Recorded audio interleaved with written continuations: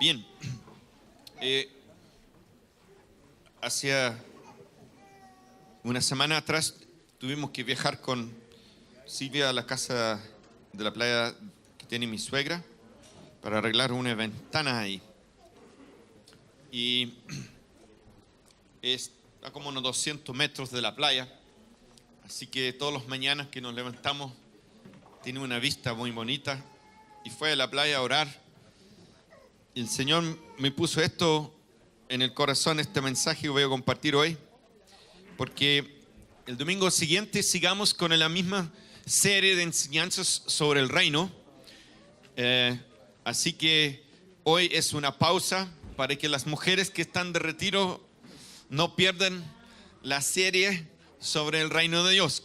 Queremos que sea una serie completa y que todos de la iglesia reciban esa enseñanza y que la capten y la reciban y la vivan, ¿sí? Bien, que la aplican y la vivimos, que se ha acercado el reino de Dios y que el Señor nos ha dado autoridad para vivir una vida sobrenatural. Hoy simplemente quiero compartir algo que es como sabiduría para vivir en esta vida, especialmente como cristiano, ¿ok? Simplemente esto. En el mundo en que nosotros vivimos hoy en día, nacemos, crecemos y empezamos a cada uno de nosotros desde la infancia a medir y establecer cuánto valemos en la vida. Hay distintos mensajes que nos comunican cuánto valor tenemos. Pero en el fondo del alma del ser humano está esta desesperada necesidad de saber cuánto yo vale. Y ligerito, debiendo ser ese amor de los padres y el descubrir el amor de Dios, que le vamos a explicar más adelante, lo que llega y comunica el gran valor que tiene esa personita, lamentablemente por estar separado de Dios, por mucha disfuncionalidad en el hogar, recibe distintos mensajes en cuanto a su valor. Y no son siempre los mejores mensajes. Son como falsos profetas que comunican mentiras en cuanto a nuestro valor como personas. Pero una de las formas más comunes que todos quieren establecer y saber su valor es la comparación.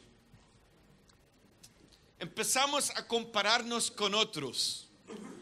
Empieza en la casa con los hermanos, luego en el colegio con los compañeros y hasta llega a la iglesia con otros.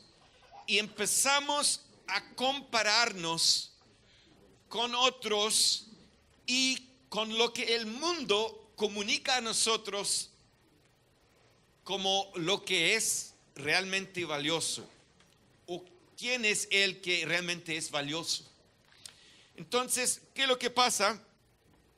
Es esta constante comparación, sujeto bajo un sistema del mundo. Y cuando nosotros damos poder al mundo para que el mundo nos dice cuánto valemos, ¿así se dice? ¿Valemos? Estamos dando poder a un sistema perverso y corrupto bajo un tirano que se llama Satanás, a que nos dice cuánto valemos. Si tú entiendes eso, esto pasa, ¿cierto? Simplemente el mundo dice quiénes son los que realmente tienen valor. Los que son ricos, los que son bellos, los que tienen dinero, los que son famosos, los que han logrado el éxito en la vida. Estos son los que tienen valor. Y si tú no tienes estas cosas en la vida, tú no tienes valor. Y este es un mensaje perverso. En un sistema del mundo y un enemigo, se llama Satanás, ha creado un sistema que atrapa a las personas y los mantiene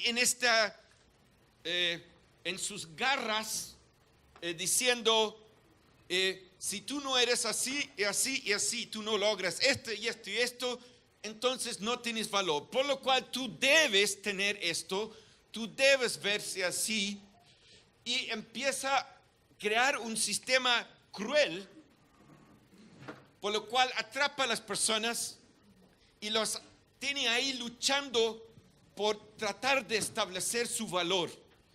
Es un estereotipo que él crea y es un sistema malvado.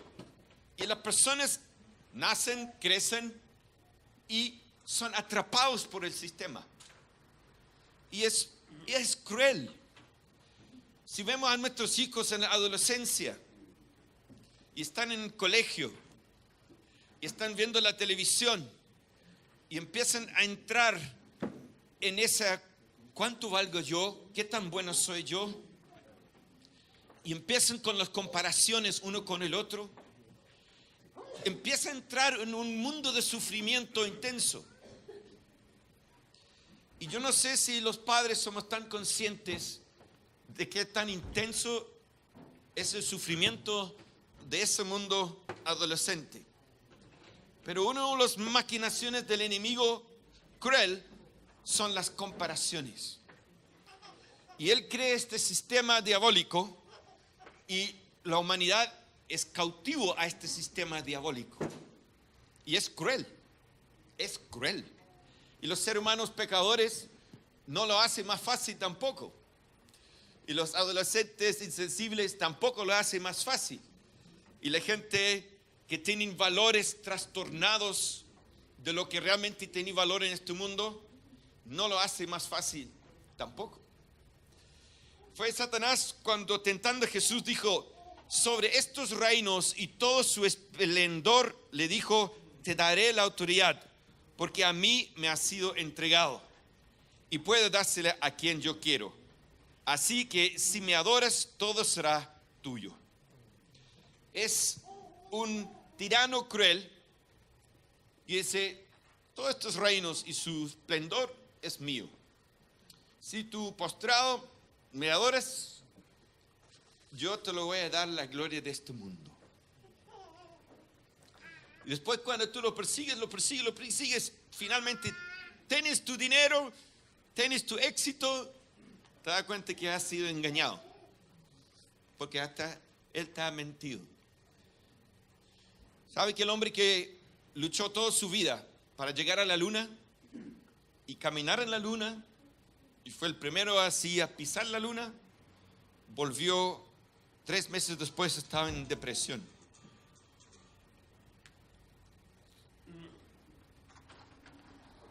Sin duda él persiguió una ilusión de que si él lograra pisar y caminar en la luna, no sé qué le iba a pasar, qué sensación iba a tener. A lo mejor creo como ser el primer hombre del mundo de caminar en la luna, no sé, iba a transformarse en un ángel o algo así. O iba a ser tan famoso que iba a arreglar sus problemas internos. O iba a quedar satisfecho para siempre con haber pisado la tierra de la luna. Pero ¿cuál es el engaño? Sutil engaño. Es provoca el enemigo con las comparaciones. Yo quiero hablar sobre esto un poquito, porque cuando viene el reino de Dios y Jesús viene a rescatarnos, Él viene a rescatarnos de este mundo cruel, de este sistema. Y Él quiere que nosotros, tú y yo, no seamos sujetos a este sistema, sino que nos libramos de este sistema. Y que nuestro valor y nuestro significado en la vida y nuestra identidad estar arraigado en otra cosa. Y es para allá donde quiero invitarles que vamos a investigar un poco en esto y ver. Ahora, Dios es capaz de dar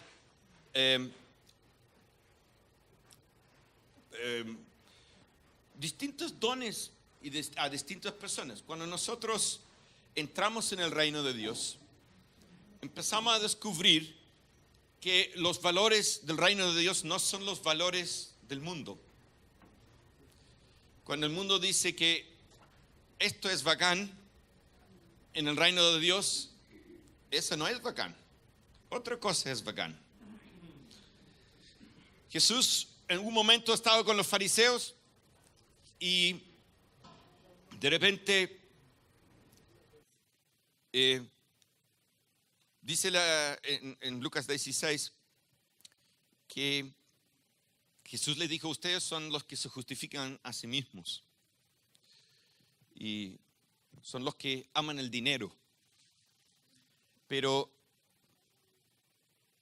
quiero decirte que lo que los hombres estiman como sublime, como excelente,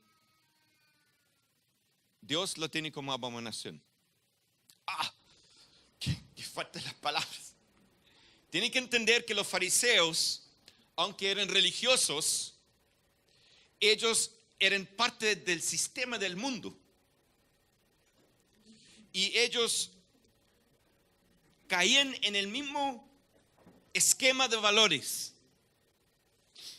Que los que tenían dinero, los que tenían poder, los que tenían esto, los que tenían el otro, esos eran los bacanes.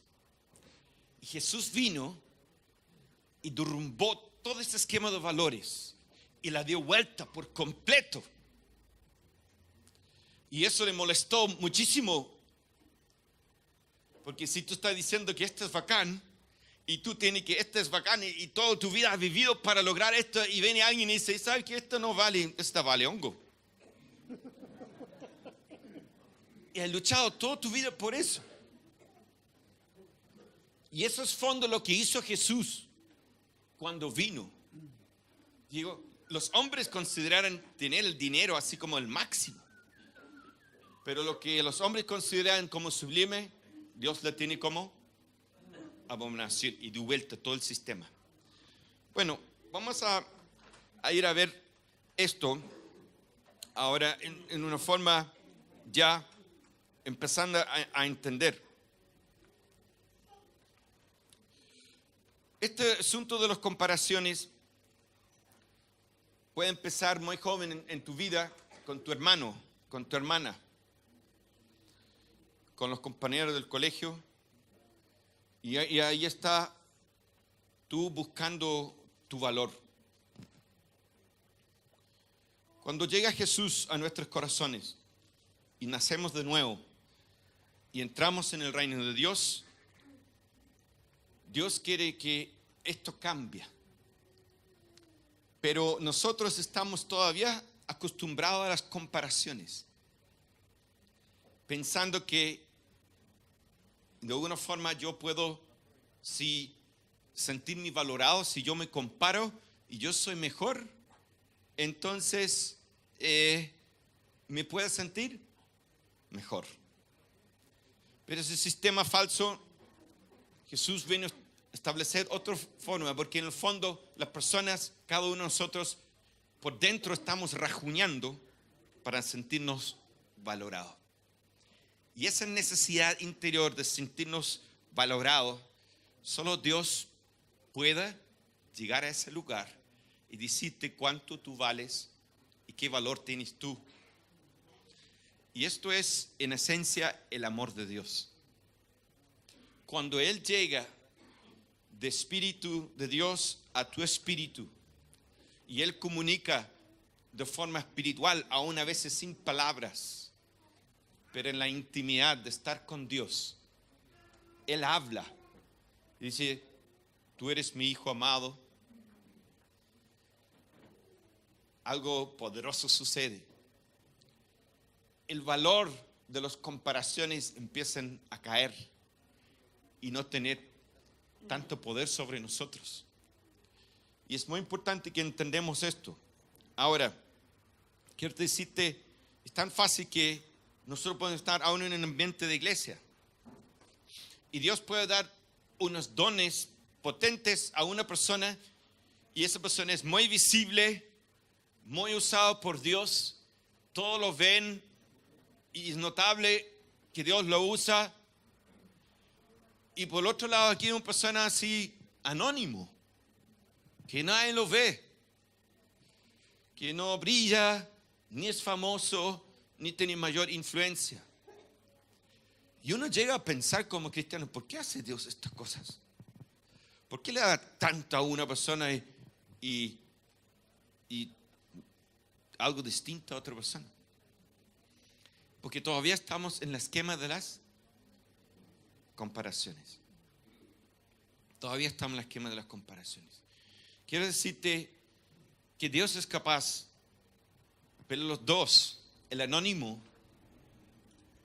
tienen la lucha de decir, yo no tengo tantos dones, no tengo tantos talentos. ¿Para qué seguir adelante entonces con Dios? Si nunca voy a ser famoso, nunca voy a ser visto. Yo soy calladito, me siento en la esquina y nadie me ve. Y puede tender de querer abandonar su relación con Dios. Por el otro lado, la persona que es muy visto, muy conocido, mucha influencia, por el otro lado, rápidamente puede decir, ahora lo he logrado. Soy medio famosito en el mundo canuto. Así que ya lo logré. Yo mato donde voy. Entonces, hasta ahí deja su relación con Dios. Y de nuevamente estamos en el mismo sistema, aún dentro de la iglesia cristiana. Pero, ¿qué es lo que Dios quiere que cada uno de nosotros comprendamos en este tipo de circunstancias? Dios nos ha dado dones y talentos a cada uno de nosotros. ¿Por qué? Porque primeramente, cada uno de nosotros somos únicos y diferentes el uno del otro. Y Dios tiene una carrera diferente para cada uno de nosotros. Una carrera diferente para cada uno de nosotros. Dios tiene un plan y un trabajo y un ministerio que desarrollar con uno y con el otro completamente diferente. Porque diseñó a cada uno de forma diferente y único. Y esto es lo que nosotros en el reino de Dios debemos enfatizar, enseñar y exaltar. Que la diversidad de cada miembro es valioso y precioso, aunque sea distinto. Y no permitir que los valores del mundo vengan a contaminar lo que Dios ha hecho de forma tan bello, dando funciones distintas a los distintos miembros del cuerpo, colocando uno con mucho valor y el otro con poco valor. Eso no es el plan de Dios. Todos los miembros del cuerpo tienen el mismo valor, pero todos son distintos. Déjame explicarte de esta forma. Dios nos diseña cada uno de nosotros. Trata de imaginar una arma de guerra. ¿Ya? Vamos a imaginar que este palito es un arma de guerra. ¿Ya? Y imaginar que ese vasito ahí de café, ese es el blanco. Entonces, Dios diseña esta arma de una forma exactamente para poder derrumbar ese blanco. Entonces, la bala que corre aquí, la potencia, la distancia, la fuerza de explosión de la bala, todo está diseñado de forma perfecta para ese blanco, para destruir ese blanco. ¿Me entienden? Entonces, si Dios conoce el blanco Él sabe cómo diseñar la arma y pone todo de forma absolutamente perfecta en esta arma para que derrumba ese blanco. Ahora, ¿qué es esa arma? Esta arma es tu vida, tus dones, tus talentos, tus habilidades, todo lo que Dios te ha dado, ¿ya? Y el blanco es las obras que Dios te preparó en antemano para que tú andas en ellos. Lo vamos a leer en la Biblia, que queda en Efesios capítulo 2, versículo 10. Porque somos hechura de Dios, la arma. Dios lo creó. Creados en Cristo Jesús para buenas obras, los cuales Dios dispuso de antemano a fin de que los pongamos en práctica. En otras palabras, que los hagamos, para que los hagamos. Tú eres el arma, tus dones, tus talentos, tus habilidades, Dios la forma, ¿cierto? Hechura de Dios en Cristo Jesús. Y cuando tú te llenes del Espíritu Santo, empiezas a vivir en el Espíritu, es cuando tú empiezas a disparar. Es decir, hacer las obras que Él preparó en antemano para que tú los hagas. Ahora, déjame parar un momento. Nosotros tenemos esa palabra así traumatizado, las buenas obras. Déjame decirte que las buenas obras no es ir al orfanato y darle algo al niñito ahí. Y después, no sé, ir al hospital y necesariamente visitar un enfermo. O empezar a juntar platita por una organización, no sé, de ayuda social.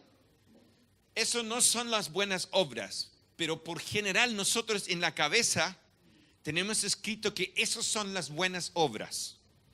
Déjame decirte, no tiene nada que ver con las buenas obras. Las buenas obras es esa voluntad de Dios para ti. Es decir, para Moisés era sacar el pueblo de Israel de Egipto. Esa era su buena obra. Para David era gobernar sobre el pueblo de Israel. ¿Me entienden? Para el apóstol Pablo era otra cosa. Era convertirse e ir plantando iglesias, desarrollando el apostolado. Para Esteban en la Biblia era otra cosa. Entonces, no te relaciones, por favor, las buenas obras en término con hacer obras buenas para ayudar. Aunque obviamente incluye eso. No lo estoy excluyendo. Pero eso no es lo que es. Eso es un producto de que tú estás haciendo la voluntad de Dios. Te va a salpicar todo este tipo de cosas a cada lado donde tú vas. Por lo que tú eres, por lo que tú estás llegando a ser, tú empiezas a hacer. ¿Me entiendes? No porque tú tienes que hacer. ¿Me está clarito la cosita? Ya. Vamos a ver, podemos entender esto más allá. Es tan sanador ser liberado de las comparaciones cuando tú entiendes que tú tienes una carrera y que tu carrera no es la carrera del amigo que está a tu lado. El mundo tenía un estereotipo y dice, este es bueno y todos deben ser así como este único modelo y eso es bueno. Y todos quieren hacer como esa única cosa para ser bueno. El reino de Dios no es así. El reino de Dios es completamente distinto. Cada uno es diferente, diverso y único al otro. Y cada uno tiene algo distinto para hacer en el reino de Dios. Y tú no puedes hacer mi carrera y yo no puedo correr tu carrera. Tú tienes que descubrir tu carrera. Y yo tengo que descubrir mi carrera. Y yo tengo que correr el mío y tú tienes que correr el tuyo. Y tú no debes comparar tu carrera con el mío. Tú debes dedicarte a hacer tu carrera bien. Y yo tengo que dedicar a hacer mi carrera bien. Pero entrar en comparaciones es un trabajo del enemigo. Y esto pasa mucho en la iglesia. Y mi invitación hoy es que tú renuncies las comparaciones. Y que tú empieces a recibir la revelación de que tú eres único y que tú eres única. Que Dios tiene una carrera para ti, para que tú la corras. Y tú eres distinto en todas tus formas, porque tienes un blanco distinto a que derrumbar en esta vida. Lo más impresionante de esto es, al caminar en la voluntad de Dios y descubrir la voluntad de Dios para tu vida, a través de la relación con Dios, tú te vas dando cuenta que el colegio que fuiste, que la profesora que tuviste, que tu hobby que te gustó, que lo que tu papá te enseñó en algún momento, que el lugar que visitaste una vez, nada ha sido por casualidad. Nada. Todo fue pensado detalladamente de parte de Dios, de lo que tú has vivido, para que tú seas preparado para hacer su voluntad. Yo, llegando a Chile como misionero y plantando esta iglesia, es impresionante. Cada acto de mi infancia, cada lección que aprendí, cada cosa que me enseñaron, lo he empleado así como todos mis talentos, todas mis habilidades, lo he ocupado todo lo que yo sé, todos mis conocimientos que yo aprendí en la universidad, en el colegio, de mi papá, de mi mamá, de mis amigos, lo he ocupado todo. Yo creo que me falta todavía, ¿ya? Pero es impresionante, no puedo creer que Dios puede diseñar de tal manera tu andar y tu camino por la vida y enseñarte detalladamente todas las cosas y permitirte pasar experiencias que te van a ser tan útiles después en la vida. Ahora, no quiero que te asustes con esto, ¿ya? Pero en los últimos mes y medio han venido 5 parejas que han perdido su hijo. 5. Pasar ahí 2 horas con ellos en la oficina, Silvia y yo, a llorar con ellos, a contarle nuestra historia. Ellos cuentan su historia de cómo perdieron su hijo. Y salimos tomados de la cabeza con Silvia diciendo, no puede ser tanto. Que una experiencia que uno ha vivido en la vida así llega a ser tan necesario para otras personas. Es que no, es impresionante. Es un lenguaje común que se nos une por haber sufrido el mismo dolor. Y el llanto de ellos, nuestro llanto, y lloramos nosotros, y lloramos ellos. Pero algo pasa tan profundamente en ese momento, cuando lloramos con ellos, cuando les contamos nuestra historia, cuando ellos cuentan su historia a nosotros, y que nosotros les entendemos, les comprendemos su dolor. Es como Dios usa nuestro dolor para identificarse con su dolor, para sanar su dolor, o por lo menos ministrar a su dolor. Y yo me he quedado así con la boca abierta, así, y que no puede ser tanto. Entonces, estas son pequeñas cosas que yo te les digo para animarte. Ahora tirar algunas cosas nada más, ¿ya? ¿Te puedes imaginar David cuando está ahí en el campo pastoreando las abejas? Y De repente viene el león y le agarra una oveja que la está cuidando. Y esto tiene puras hermanos mayores. ¿Tú sabes cómo son las hermanas mayores?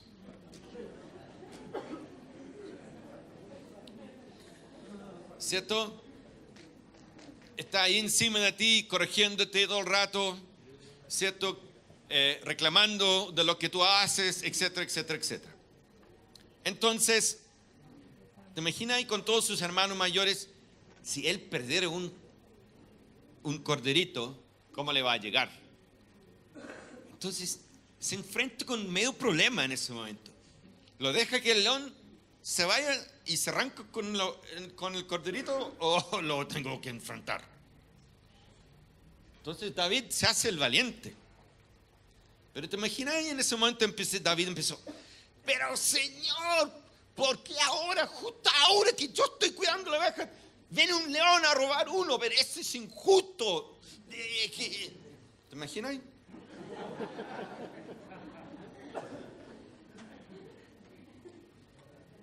Ya, se hace el valiente, va y le arranca la oveja y lo quita del león y vence el león. Y no pasa 2 semanas y parece un oso. Señor, ahora el león y ahora un oso, digamos. ¿Por qué ahora? ¿Por qué a mí? ¿Has dicho eso alguna vez? ¿Por qué a mí? Poco sabía David en cada una de estas batallas que tuvo que ligerito enfrentar una más peligroso, un Goliat. Y la victoria sobre Goliat iba a ser una victoria para todo el pueblo de Israel, iba a ser parte de un plan de la redención del Salvador del mundo, porque a través de él, de ese pueblo, iba a venir el Salvador del mundo. Tan íntimamente está planificado ese leoncito, que apareció justo en el momento equivocado, pero justo en el momento perfecto, para formar un guerrero que iba a asumir el liderazgo sobre todo Israel, pelear las batallas de Dios, vencer a los enemigos, conquistar el territorio para el pueblo de Dios y traer a través de eso el Salvador del mundo. Qué detalladamente planificado, chiquillos. Dice, pero eso fue David. Obvio, él iba a ser rey. Pero nos olvidamos de tan detalladamente también Dios planifica cada uno de nuestras vidas. Porque Él nos está preparando y nos quiere usar para algo. Y así está su mano sobre nuestras vidas. Y es tan importante que nosotros descubrimos ese propósito por lo cual Dios me hizo. Porque al descubrir ese propósito, a pesar que yo soy hijo de Dios, tengo intimidad con Dios, el Espíritu Santo me comunica que soy amado y que soy hijo de Dios. Si no estoy descubriendo ese propósito, me va a faltar la mitad del valor. No sé si me entiende. El valor de mi vida acarrea mucho valor cuando yo comprendo mi propósito en el reino de Dios. Entonces me empieza a darme cuenta que todo esto es un plan de Dios. Y si es limpiar baños o cualquier cosa similar, o trabajar con mis manos, o ministrar como parte del servicio que yo hago, es importante en el reino de Dios. Y Dios quiere que yo ofrezca mis habilidades y mis dones, mis talentos, mi tiempo, mi energía a favor de su reino. Haciendo esto, nosotros empezamos a descubrir que yo soy un persona diseñado por Dios para hacer algo importante en esta vida. Aunque en los ojos del mundo, esa tarea puede ser supuestamente insignificante, pero para Dios no hay tareas más importantes y otras menos importantes. Ahora, se nos está corriendo el tiempo, pero quiero llevarte a un estudio de un caso de dos vidas, David y Saúl. Ambos, David y Saúl, y vamos a ir a leer los versículos, fueron ungidos por el Espíritu Santo, ambos. Y voy a leer los versículos. Esto le podemos ver en 1 Samuel 16. Estoy ubicando los versículos.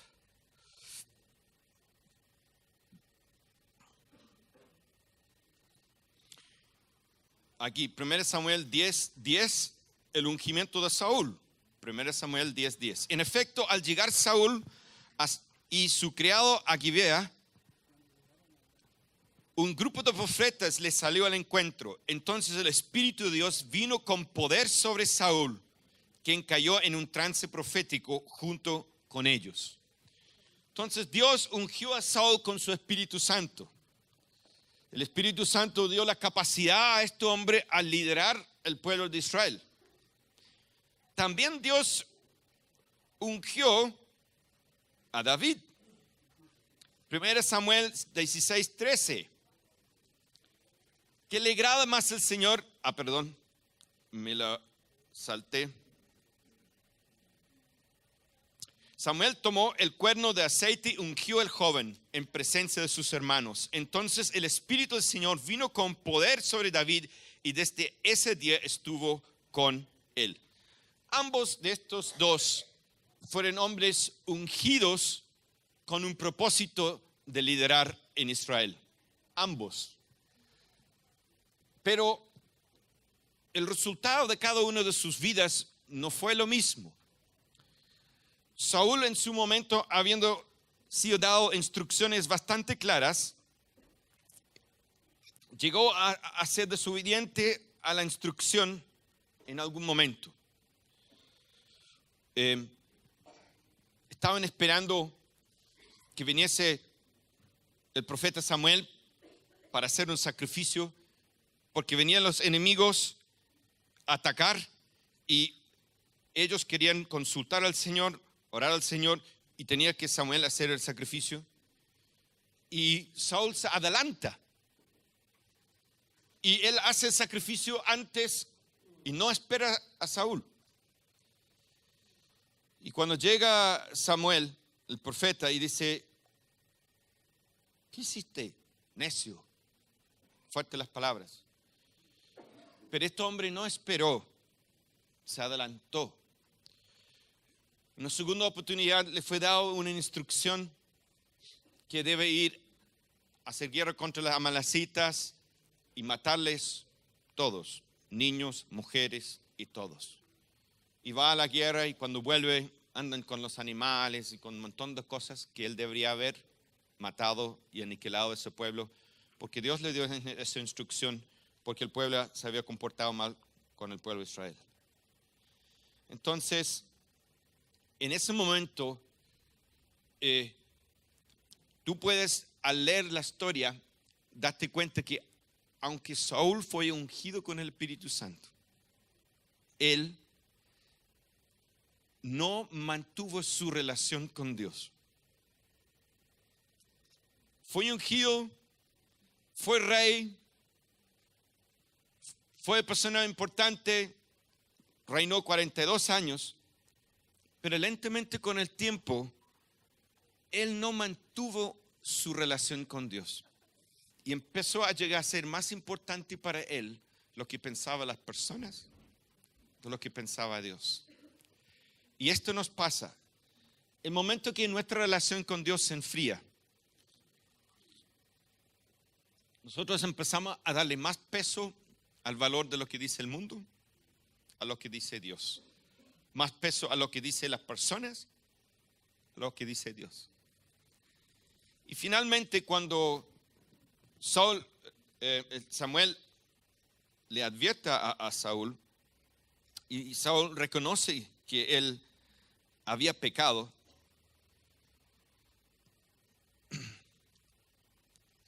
dice en Samuel 15:22, he pecado, respondió Saúl, pero te pido que por ahora me sigues reconociendo ante los ancianos de mi pueblo y ante todo Israel. Esa fue su respuesta. No se arrepintió. No le importó lo que Dios pensaba acerca de la situación. Le importó más lo que pensaban los líderes de Israel y la gente. Esto fue muy triste. Fue un sufrimiento intenso para Samuel. Samuel fue un hombre de Dios tremendo. Y él después lo agarró y lo reprendió. Pero esto es lo que lo dijo después. ¿Qué le agrada más al Señor? ¿Que se le ofrezca holocaustos y sacrificios o que se obedezca lo que Él dice? El obedecer vale más que el sacrificio y prestar atención más que la grasa de carneros. La rebeldía es tan grave como la adivinación y la arrogancia, como el pecado de la idolatría. En otras palabras, Saúl, mira, lo que yo necesito de ti es que tú me pescas cuando te doy una misión y que lo hagas tal como yo te lo pido. Pero ¿por qué decayó esta parte en la vida de Saúl? Porque en su caminar, aunque fue ungido por el Espíritu Santo, dado la capacidad sobrenatural de liderar, él no cuidó esa relación con Dios. David, en cambio, fue un hombre también ungido, también fue rey. Pero en su proceso, este adorador que adoraba en el campo, cantaba a Dios, etcétera, etcétera, dice en Hechos 13:22, tras destituir a Saúl, les puso por rey a David, de que dieron este testimonio: he encontrado en David, hijo de Isaí, un hombre conforme a mi corazón. Él realizará todo lo que yo quiero. Si podemos entender, ambos de estos hombres cometieron errores fuertes, graves, ambos. Pero uno, Dios lo destituye del trono y el otro le da un testimonio. Este mismo hombre que pecó, adulteró, mintió, mató, a ese mismo hombre Dios testifica acerca de él que es un hombre conforme a su corazón. ¿Cómo podemos entender esto? Tienen que entender que después que David pecó, adulteró, mintió, mató, se arrepintió. Pero ¿qué le llevó al arrepentimiento en este caso? Tú sabes que esto fue una cosa terrible de comparación. Cuando Dios empezó a usar a David y Saúl escuchó en algún momento que cuando entraban y volvían de la guerra, decían: Saúl ha matado sus ciudades y David sus miles de ciudades, una cosa así. Y las personas empezaron a hacer una comparación. Y de ese momento le pasó algo en el corazón de Saúl en ese momento. No soportó la comparación que el pueblo le hizo con David. Y de ese momento él quiso aniquilar a David de ahí en adelante. Iglesia, tú vas a estar sujeta también a comparaciones. Y es parte de un sistema cruel que te quiere atrapar. Pero yo estoy aquí para decirte hoy en día que cuando caímos en las comparaciones, caímos en la envidia, caemos en celo. Esto nos provoca daño a nosotros, nos provoca daño a otros. Y esto sucede en la iglesia con los dones, con los talentos, con el liderazgo. Entre los miembros del cuerpo de Cristo pasa esto. Y es terrible porque provoca la envidia. Dice, donde hay envidia y celos, no mienten contra la verdad. Yo me acuerdo cuando estaba en mi escuela de misiones, el segundo jornada de alumnos que vino después, había entre ellos un hombre muy relacionador, muy chupamedia con los líderes. Y yo empecé a observar a este hombre, cómo buscaba a los líderes para subir a la escalera con ellos. Y en mi corazón me empezó a enojarme con él. Y llevaba mi tiempo en la mañana con estar con Dios y era una molestia que daba vuelta ahí. Y tuve que llegar al momento a ser honesto. Decir, ¿qué está pasando aquí? Oye, hay que ser honesto. Tú tienes celos, loco. Tienes que reconocerlo. Es envidia. A ti no te gusta esto, lo que está pasando. Entonces luchó una semana con eso y me daba cuenta que no estaba avanzando nada. Llegaba mi tiempo con Dios y como una pulga así, en la oreja así, todo el rato. Entonces empezó a orar. Ahí Dios me mostró que yo tenía que desear el bien de él. Y que si Dios le había dado habilidades y dones a esta persona, que yo debería bendecir esos dones y orar por él. Y desear aún que él, Dios lo llevara lejos y que lo usara grandemente. Así que empezó a orar, empezó a bendecirlo. Empezó a orar que Dios lo bendiga, que Dios lo usa, que Dios lo lleva más allá. Y así, mientras que estaba orando, intercediendo por él, ¡pah! Algo pasó. Se me liberó de lo que yo estaba sintiendo con él. Y era tan bacán sentirme libre de eso, poder bendecirlo, desear que Dios lo bendiga, que crezca, que Dios lo usa, que Dios lo lleva más allá. Y me liberé tan gloriosamente, me sentí con tanto gozo en el corazón de poder bendecirlo. Y años después llevé a Silvia a Sudáfrica y fuimos a visitarlo en su casa allá en Sudáfrica. Y bueno, en su patio había muchas serpientes. Y el perro había muerto la semana antes porque le había comido un serpiente. Así que eso fue mi amigo, que después lo pudo bendecir y me puede librar de eso. Pero este mundo, chiquillo, es malvado.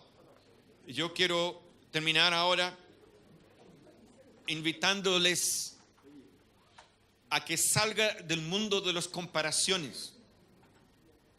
Y no realmente hay tiempo para instalarle bien en esto, pero le voy a dar algunos puntos nada más que puede ayudar en este camino.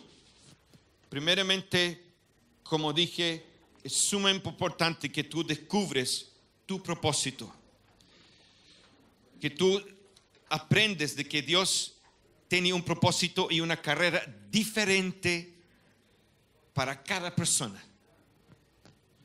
Que tú te das cuenta que tú tienes una carrera, tienes buenas obras, es decir, un proyecto para desarrollar con Dios, que tú lo descubres, que tú lo hagas y que tú lo hagas eso con todo tu corazón. Ahora, hay algunas pautas que necesitamos saber. Dios nos pone debajo del liderazgo para esto.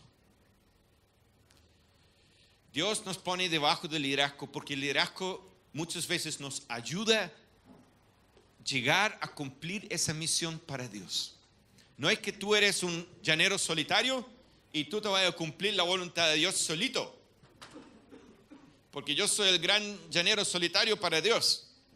Dios te puso en un cuerpo y te puso con otros miembros juntitos para que tengas roce también y formes tu carácter y que tú aprendes de otras personas y que estés sujeto al liderazgo, aprendes a estar bajo el liderazgo, honrando y siguiendo el liderazgo.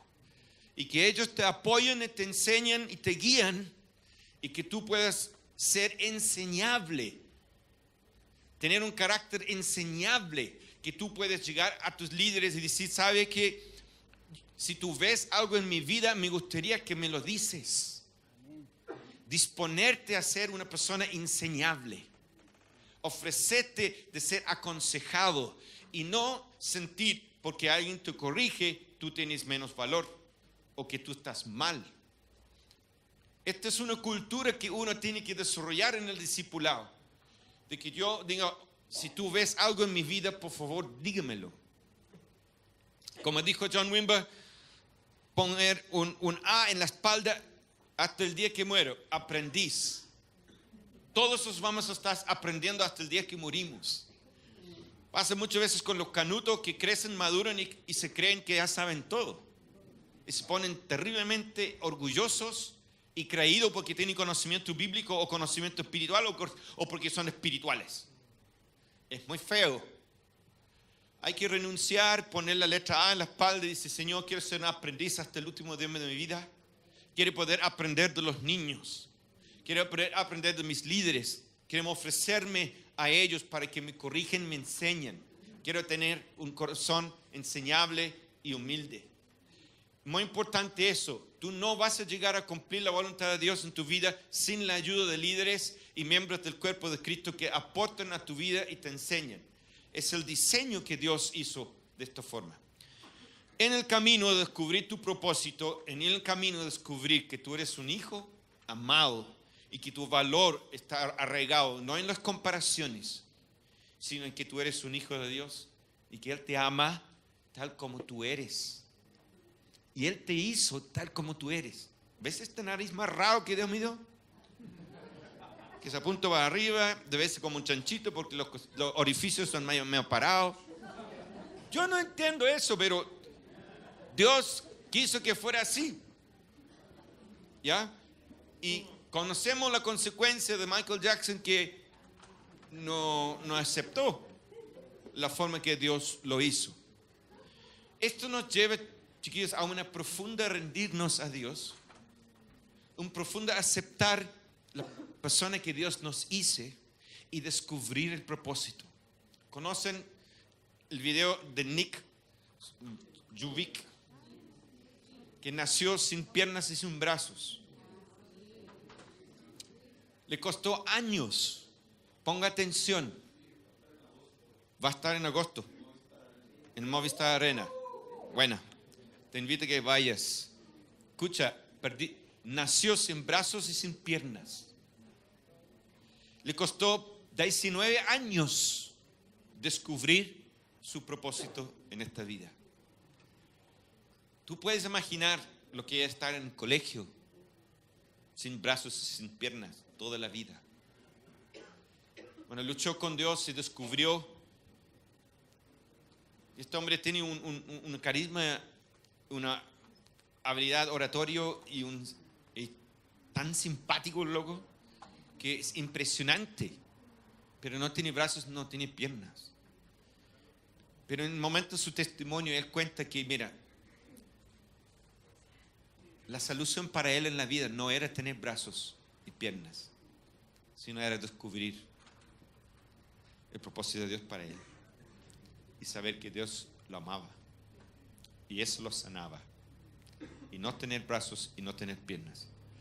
Así que si tú te quejas porque no tenés don de predicador como yo y mi suegra, o no tenés un don de liderazgo como Felipe Stroud o algún otro gran líder que usted, no importa, Dios te hizo. A lo mejor no te hizo sin brazos y sin piernas, pero tienes propósito en el reino de Dios. Y a él le costó 19 años descubrirlo, pero la cantidad de personas que ese hombre sin brazos y sin piernas ha tocado en lo poco vida que él ha logrado después de descubrir su propósito, es impresionante. Millones y millones de personas han sido tocadas por la vida de este hombre. Yo quiero desafiarte.